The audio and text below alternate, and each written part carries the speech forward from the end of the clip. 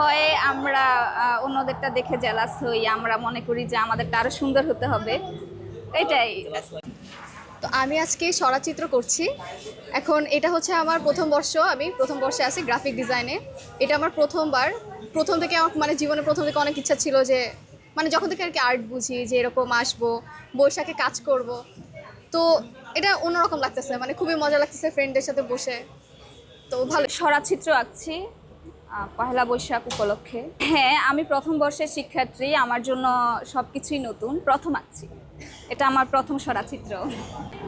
এখানে এমন একটা পরিবেশ বিরাজ করছে যে মানে খুব আনন্দের সাথেই কাজগুলো করতে পারছি। আমরা এক একজনের কাছ থেকে ইন্সপায়ার্ড হয়ে তাদের কাছ থেকে আইডিয়াও নিচ্ছি, আবার নিজের থেকেও ড্রয়িং করছি।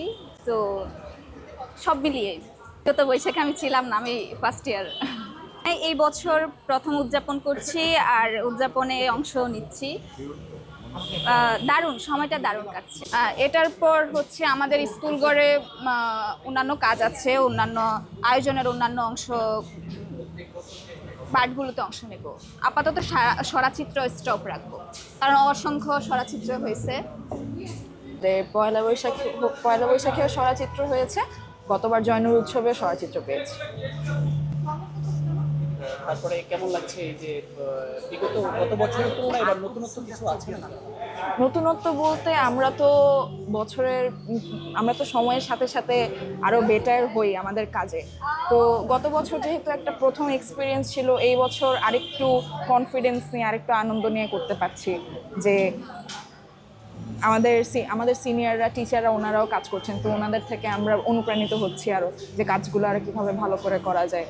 সবাই একসাথে কাজ করছি, খুব আনন্দ লাগছে।